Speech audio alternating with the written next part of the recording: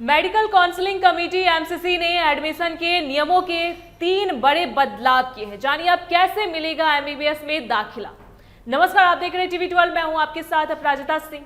Medical counselling committee MCC ने NEET की counselling प्रक्रिया को छात्रों के लिए पहले से ज्यादा आसान, पारदर्शी और सुविधाजनक बनाने के लिए 3 बड़े बदलाव किए हैं। इन नए नियमों के आने से अब डॉक्टरी की पढ़ाई करने जा रहे लाखों छात्रों को कॉलेज एडमिशन के दौरान बड़ी राहत मिलेगी और दौड़ भाग कम होगी। सबसे बड़ा बदलाव यह हुआ है कि अगर किसी छात्र को पहले राउंड में कोई कॉलेज मिला है और वह दूसरे राउंड में उससे बेहतर कॉलेज पाना, अपग्रेड करना चाहता है, तो अब उसे अपने पुराने कॉलेज जाकर खुद हाजिरी, फिजिकल रिपोर्टिंग नहीं देनी होगी। छात्र का एडमिशन ऑनलाइन सिस्टम में अपने आप मान्य रहेगा। दूसरा बड़ा बदलाव यह है कि अगर कोई छात्र मिली हुई सीट छोड़ना चाहता है या अपना एडमिशन रद्द करना चाहता है, तो उसे कॉलेज के चक्कर काटने की जरूरत नहीं है। वह एमसीसी के पोर्टल पर जाकर घर बैठे ऑनलाइन ही अपनी सीट से इस्तीफा, रिजाइन दे सकता है। तीसरा बड़ा बदलाव है एनआरआई कोटे के छात्रों के लिए, जिन्हें अब अपने कागजात जमा करने के लिए कहीं जाना नहीं पड़ेगा। वे पोर्टल पर ही ऑनलाइन डॉक्यूमेंट अपलोड कर सकेंगे।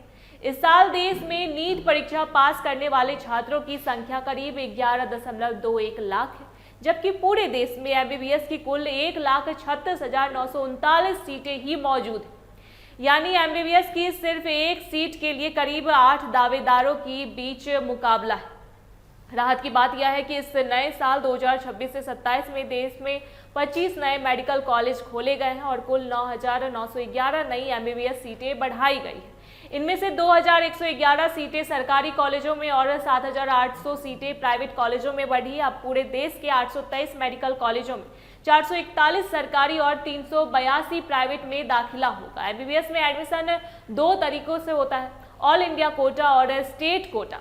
एमसीसी संस्था सरकारी कॉलेजों की 15% सीटों के अलावा एम्स, जिमपर, डिम्स यूनिवर्सिटी और सेंट्रल यूनिवर्सिटी की 100% सीटों पर दाखिला कराती है। वहीं दूसरी ओर बची हुई 85% सरकारी सीटें और प्राइवेट मेडिकल कॉलेजों की 100% सीटें राज्यों के अपनी काउंसलिंग टीम भरती है। काउंसलिंग में हिस्सा लेने के लिए छात्र का अपना कैटेगरी के हिसाब से कट ऑफ मार्क्स लाना जरूरी है। सामान्य और ईडब्ल्यूएस श्रेणी के लिए 50वां परसेंटाइल और एससी, एसटी, ओबीसी के लिए 40वां परसेंटाइल। इसलिए जो छात्र ऑल इंडिया और अपने राज्य दोनों की सीटों के लिए कोशिश करना चाहते हैं, उन्हें ऑल इंडिया कोटा की जानकारी के लिए एमसीसी की आधिकारिक वेबसाइट mcc.nic.in पर और स्टेट कोटा के लिए अपने अपने राज्य के आधिकारिक काउंसलिंग पोर्टल पर अलग अलग विजिट करके रजिस्ट्रेशन करना होगा। इस पर आपकी क्या राय है, कमेंट में जरूर बताएं। देखते रहे टीवी 12। धन्यवाद।